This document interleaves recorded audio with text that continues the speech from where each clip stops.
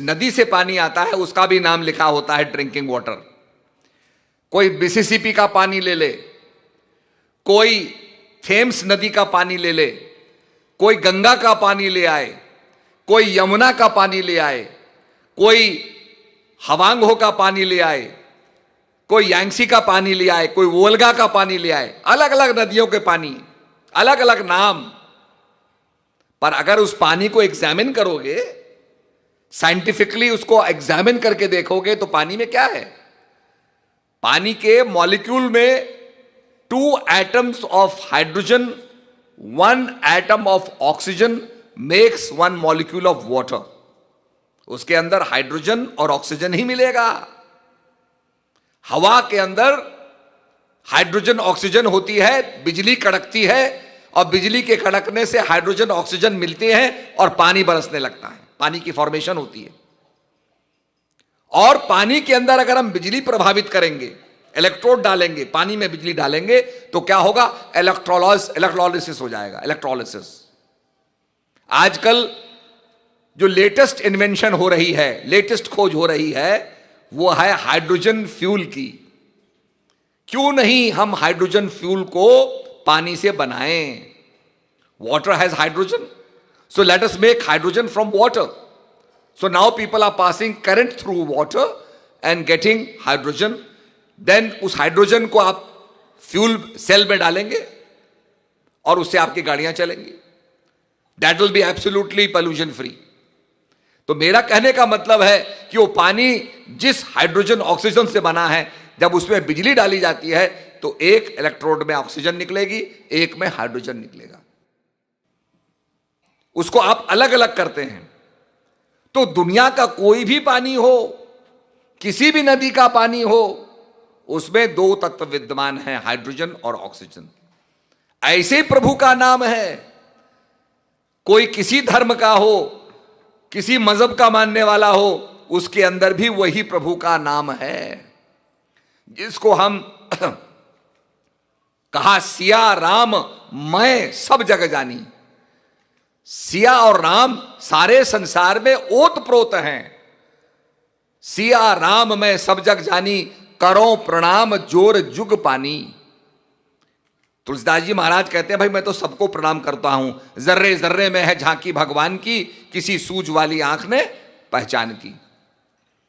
तो हम तो सबका वंदन करेंगे, पर फंडामेंटल आधार क्या है? वही प्रभु का नाम है, वही प्रभु की ज्योति है जो सबका आधार है। और जब डुबकी लगाते हैं, कहते हैं भगवान हृदय में है, और डुबकी लगाई और देख लिया, ध्यान लगाया और देख लिया। तो ध्यान लगाने की प्रक्रिया गुरु महाराज देते हैं। बंदो गुरुपद कंज कृपा, सिंधु नर रूप हरि, महामोहतम पुंज जासु वचन रवि करनिकर। तुलसीदास जी महाराज कहते हैं, मैं गुरु महाराज की वंदना करता हूं। बंदो गुरुपद कंज कृपा, सिंधु नर रूप हरि, महामोहतम पुंज जासु वचन रवि करनिकर। आपने देखा होगा अमेरिका में कितनी बत्ती जलाई जाती है। न्यूयॉर्क के स्ट्रीट के ऊपर it is full of light.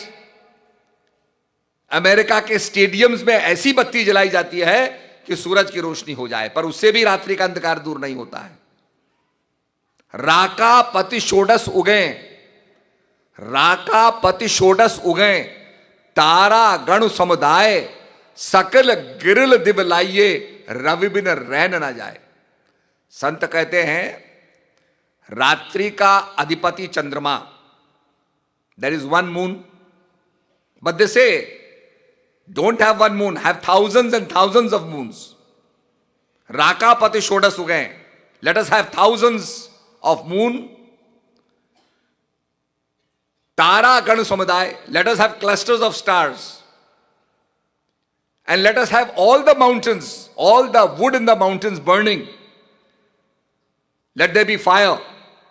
In spite of all this, the darkness of the night will not go away. The night will not turn into day. इसके बाद भी कहा रवि बिन रह ना जाए, without the sun the darkness of the night can not गो।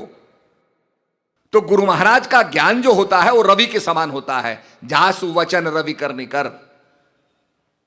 अब जिसके वचन रवि की करनी करते हैं, रवि तो प्रकाश करता है। सूरज उग जाएगा, प्रकाश हो जाएगा, हम उठ जाएंगे। The world awakens when there is sun, the world awakens, everybody stands up, we leave the bed, we start for work. There is awakening after the sun. But सूरज एक काम और भी करता है, and it's a very important job. सूरज क्या करता है? सूरज की रोशनी पत्तों पर पड़ती है। पत्तों के अंदर जो हरा पदार्थ होता है, that is grey matter, that is called, sorry, that is green matter, and that is called chlorophyll. जो पत्तों के अंदर, the green substance is called chlorophyll. When the light falls on chlorophyll, it turns carbon dioxide into oxygen. तो रवि की करनी क्या है? What does the sun do? The sun also changes carbon dioxide into oxygen. जो अपान वायु है उसको प्राणवायु में परिवर्तित करता है, और उसी से हमें जीवन प्राप्त होता है। तो रवि की करनी केवल मात्र अंधकार दूर करना नहीं है, हमें जीवन प्रदान भी करना है। ऐसे ही गुरु महाराज ज्ञान दे करके आदमी को द्विज बनाते हैं। द्विज का मतलब होता है दूसरा जन्म प्राप्त करना। किसी ने पूछा एक संत से कि आप कहते हैं कि हमें दूसरा जन्म लेना होगा, क्या हम मां के गर्भ में जाकर के दोबारा पैदा हो? उन्होंने कहा नहीं, that of the spirit is of the spirit and that of the flash is of the flash. You do not have to go into the mother's womb to be born. You have to be awakened in the spirit, and that is the second birth. तो जब ज्ञान प्राप्त होता है तो हमें दूसरा जन्म प्राप्त होता है। तो इसलिए प्रेमी सज्जनों, सबसे बड़ी चीज यह है कि हम जाने। एक लकड़हारा था, एक दिन जंगल में राजा आया। राजा रास्ता भूल गया। जंगल में जाते जाते देखा उसने एक कुटिया बनी हुई है, कुटिया से धुआं निकल रहा है। राजा पहुंचा, कुटिया वाले को जगाया। उसने कहा भाई हम रास्ता भूल गए हैं, हमें रात्रि को आप रहने दो। उसने कहा महाराज बड़ी कृपा, आप आइए मेरी कुटिया में रहिए, जो रूखा सूखा मेरे पास है उसको भी आप प्रसाद प्राप्त कीजिए। राजा ने रोटी खाई, सूखा खाया। राजा बड़ा खुश हुआ। उसने कहा कि तुमको अगर हमारी आवश्यकता पड़े तो भाई लकड़हारा तुम हमारे मित्र बन गए हो, और तुम्हें कभी जरूरत पड़े तो हमारे पास आना, हम तुम्हें कुछ ना कुछ जरूर देंगे, तुम्हारे मित्र हैं हम। कोई तुम्हें जरूरत पड़े तो हमारे पास आना। लकड़हारे ने जंगल काटा, जंगल खत्म हो गया। लकड़हारे को राजा की बात याद आई। राजा ने कहा था भाई हम तुम्हारे मित्र हैं। लकड़हारा गया, राजा के पास पहुंचा। राजा बड़ा खुश हुआ। उसने कहा क्या चाहिए? लकड़हारे ने कहा राजन मेरा जंगल खत्म हो गया है, मुझे अपने परिवार को पालना पड़ता है, आप कोई जंगल मुझे दे देंगे तो मैं जंगल को काटूंगा, लकड़ी काट करके उसका कोयला बनाऊंगा, कोयला बना के बेचूंगा। राजा ने कहा बहुत अच्छी बात। मंत्री को बुलाया, कहा वे बताओ हमारे पास कौन सा कीमती जंगल है। मंत्री जी ने कहा महाराज आपके पास बहुत बड़ा कीमती जंगल है, और वो जंगल है चंदन का, सैंडलवुड, सबसे कीमती लकड़ी है। राजा ने कहा इसको चंदन का जंगल दे दो। अब लकड़हारे को चंदन का जंगल मिल गया। राजा ने सोचा भाई मैंने मित्र को चंदन का जंगल दिया है, अब तो ये धनवान हो गया होगा। तो एक दिन राजा गया, चंदन के जंगल में गया, लकड़हारे को देखा तो वो बेचारा गरीब का गरीब, वही झोपड़ी है उसकी, वही गरीबी है। राजा ने कहा भाई ये क्या कर रहे हो तुम, हमने इतना कीमती जंगल दिया तुमको और तुम अभी गरीब के गरीब हो। उसने कहा महाराज मैं क्या करूं, ये चंदन का जंगल है, इसको काटता हूं, लकड़ी को काट करके जलाता हूं, कोयला बनाता हूं, तब बेचता हूं। राजा समझ गया कि ये जंगल के चंदन के प्रभाव को नहीं जानता, उसकी कीमत को नहीं जानता है। उसने कहा अच्छा भाई ऐसा करो, ये लकड़ी लो। एक लकड़ी उठाई और इस लकड़ी को बाजार में ले जाओ। लकड़हार ने कहा महाराज I am a very poor man, मैं बहुत गरीब आदमी हूं, आप क्यों मुझसे मजाक कर रहे हैं? कोयला तो बिकता नहीं है, ये लकड़ी का टुकड़ा क्या बिकेगा? राजा ने कहा भाई हम तुम्हारे मित्र हैं, अरे जाके तो देखो, बेच के तो देखो। वो बेचारा चले गया, उस लकड़ी से खुशबू निकल रही थी चंदन से। जब बाजार में गया किसी ने कहा भाई क्या है तुम्हारे पास? लगता है चंदन है, हम खरीदेंगे, लाओ। वो छोटी से लकड़ी के टुकड़े का हजारों रुपए लोग देने लगे। लकड़हारे ने सोचा ये क्या किया मैंने ऐसा कीमती जंगल काट काट के कोयला बनाया, अरे ये तो लकड़ी की कीमत इतने हजारों रुपए है, मेरा जंगल तो बहुत कीमती है। बेचारा बड़ा पछताने लग गया। आज हमारी भी वैसी स्थिति है, ये श्वास रूपी जो चंदन है इसको हम कोयला बना रहे हैं। और आपने देखा होगा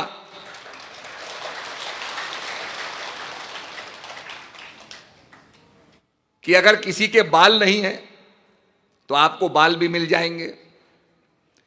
हड्डी टूट गई तो आपको स्टील की हड्डी लगा देंगे। दांत गिर गए तो दांत भी प्लास्टिक के दांत लगा देंगे। अब तो पोर्सलिन के दांत लगाए जा रहे हैं।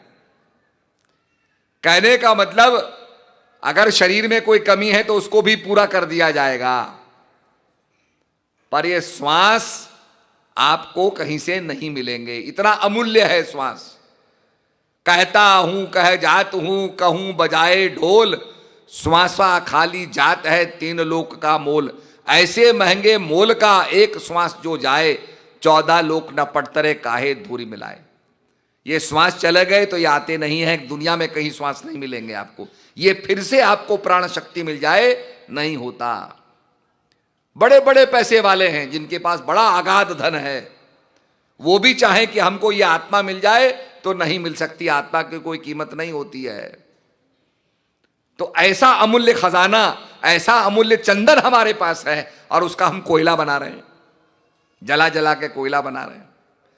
तो इसके महत्व को समझना है, ज्ञान के महत्व को समझना है और भजन करना है। जब हम भजन करेंगे तब हमारा कल्याण होगा। बिना भजन के कल्याण नहीं होता है। कहा बार मथे घृत होए बरु, सिकता ते बरु तेल, बिन हरि भजन न भव तरही, यह सिद्धांत अपेल। संतों ने कहा है बार मथे, रेते को समुद्र के पानी को मथने से what will come out? If you churn the ocean water, you will get salt. आप समुद्र के पानी को मथोगे, झाग निकलेंगे, सॉल्ट निकलेगा। बार मथे हित गोए बरु, सिकता ते बरु तेल। And if you grind the sand, you might get oil, which is also impossible. But without the meditation of God, without the meditation of holy name, if we want to attain salvation, it is not possible. We can only attain salvation through the knowledge of God and by meditating. तो प्रेमी सज्जनों, जब भजन करेंगे तभी कल्याण होगा हमारा, नहीं तो कल्याण नहीं हो सकता है। तो ये बात हमें हृदय में समझनी चाहिए। और आपने देखा होगा, कल भी मैं ये बात समझाने की कोशिश कर रहा था कि विज्ञान ने, साइंस ने कहा भाई हम रोशनी पैदा करना चाहते हैं, हमें एक बल्ब बनाना है। And they took a filament, a very fine wire. They passed the electricity through the wire. The wire got hot. तार बहुत गर्म हो गया and it burned. The wire got burnt. उन्होंने कहा भाई इससे तो बत्ती नहीं जलेगी, रोशनी नहीं निकलेगी। तो हमें क्या करना होगा? Why does the wire burn? Why does the filament burn? The reason is there is oxygen in the air. The oxygen burns the wire. So they made a bulb, ऐसा बल्ब बनाया जिसमें ऑक्सीजन ही नहीं थी. Vacuum create कर दिया, oxygen निकाली, and when they passed the current the filament got hot and there was light. But it is very difficult to have to contain a vacuum bulb. थोड़ा भी वो हिलता है, इट क्रैक्स. तो उन्होंने कहा भाई अगर हमें ये बल्ब जलाना है तो इसमें वैक्यूम नहीं, ऐसी गैस डालनी होगी विच इज इनर्ट, जो गैस कंबाइन नहीं करती है chemically. And they found neon, krypton, argon. These gases are inert gases. They fill the bulb with these gases. The electricity is passed through. The bulb started illuminating because inside it is the gas which does not react. It does not chemically combine. तो ठीक इसी प्रकार से आपने देखा होगा science में पढ़ाया जाता है कि आपको ऑक्सीजन बनानी है तो आपको कहा जाता है पोटेशियम क्लोरेट लीजिए, उसको गर्म कीजिए, ऑक्सीजन निकलेगी. पर यह भी समझाया जाता है कि उसके अंदर क्या डाला जाता है, मैग्नीज डाइऑक्साइड. वो क्या करता है, वो एक्सेलरेट करता है. मैग्नीज डाइऑक्साइड से ऑक्सीजन नहीं बनती है, पर उसको डालने से उसमें ज्यादा ऑक्सीजन पैदा होती है, इसलिए उसको डाला जाता है. ठीक इसी प्रकार से जो इन्हेंसमेंट करे, जो प्रकाश से हमको मिला दे, क्योंकि हमारी तो ऋषियों की प्रार्थना है, अस्तो मां सदगमय तमसो मां ज्योतिर्गमय मृत्यो मां अमृत गमय. हे प्रभु हमें अंधकार से प्रकाश की ओर ले जाओ, हमें मृत्यु से अमृत की ओर ले जाओ, हमें असत्य से सत्य की ओर ले जाओ. सत्य क्या है, जीवन क्या है और प्रकाश क्या है, इसको जानने के लिए सद्गुरु महाराज की शरण में आया जाता है. और जब हम जानते हैं उसका, आप देखिए हजारों मील दूर से आप यहां आए. वो कहते हैं when the mountains did not come to Muhammad, Muhammad goes to the mountain. आप लोग नहीं आ सकते थे हिंदुस्तान, तो हम यहां आपके पास आ गए. और आज आपको ऑरलैंडो में सत्संग का ये एक मौका मिल रहा है. अभी अभी हिंदुस्तान के अंदर लोग कह रहे हैं अच्छे दिन आ गए हैं. पहले कहते थे अच्छे दिन आने वाले हैं, अब कहते हैं अच्छे दिन आ गए हैं. और सबसे बड़ी बात यह है कि जो हमारी पवित्र धारा है, एक दफे तुलसीदास जी ने सूरदास जी से पूछा कि भाई यमुना जी क्या है. बोला यमुना जी का पानी बहुत बहुत महान है, बहुत पवित्र है. तो बोला आप यमुना जी के पानी को, सरयू के पानी को आप बहुत महान बता रहे हैं, गंगा जी का पानी क्या है. उन्होंने कहा गंगा जी का पानी महान नहीं है, गंगा जी का पानी तो अमृत है. गंगा जी का पानी अमृत है. आज गंगा में बड़ा प्रदूषण आ गया. क्यों आ गया? आज गंगा मैली हो गई. क्यों हो गई? क्योंकि हमने गंगा के अंदर गटर की नालियां डाल दी, सीवेज की नालियां डाल दी, गंगा मैली हो गई. अब ये भावना हमारी होनी चाहिए, हमारी नियत साफ होनी चाहिए, हम उसको पवित्र बनाएं. आज हमारी विचारधारा के अंदर प्रदूषण आ गया. हमारी ऐसी भावना होनी चाहिए. गंगा क्या है? भगीरथ ने अपने पूर्वजों के उद्धार के लिए ब्रह्मा जी से कहा कि हे ब्रह्मा जी कृपा करो, तपस्या की, और ब्रह्मा जी से कहा कि अपने कमंडल से गंगा बहाओ. तो स्वर्ग से गंगा बहती है, कमंडल से गंगा बही. गंगा को बड़ा गर्व था, मैं धरती पे आऊंगी, धरती मुझे संभाल नहीं पाएगी, मैं पाताल में चली जाऊंगी. तो ब्रह्मा जी ने कहा भाई ऐसा करो, शिव को प्रसन्न करो, जो हिमालय में बसते हैं, शिव को प्रसन्न करो. भगीरथ ने शिव को प्रसन्न किया. शिव ने कहा ठीक है, गंगा जी मेरी जटा में आ जाएंगी. गंगा जी को बर गर्व था कि धरती मेरे वेग को संभाल नहीं सकेगी, पर जब शिव ने अपनी जटा के अंदर गंगा को डाला तो सारी गंगा जटा में समा गई, घूमती रही, निकल ही नहीं पाई। तो गंगा जी का भी अभिमान खत्म हो गया। जो अहंकार गंगा का था कि धरती मेरे वेग को संभाल नहीं पाए, वो भी खत्म हो गया। तब भगीरथ ने कहा कि प्रभु, मेरे पूर्वजों का उद्धार करने के लिए आप धरती पे आइए। तब शिव ने एक लठ जो थी, एक जटा, वो धरती पर डाली तो गंगोत्री से गंगा प्रकट हुई। और गंगा का क्या भाव है? गंगा तो स्वर्ग की धारा है। अगर हम भगीरथ की तरह तपस्या करेंगे तो हम भी स्वर्ग को धरती पर ला सकते हैं, जैसे भगीरथ गंगा को धरती पर ले आया। तो स्वर्ग को धरती पर लाने का हमारे अंदर भाव होना चाहिए, कर्म करना चाहिए। सकल पदार्थ हैं जग माही, कर्महीन नर पावत नाही। संसार में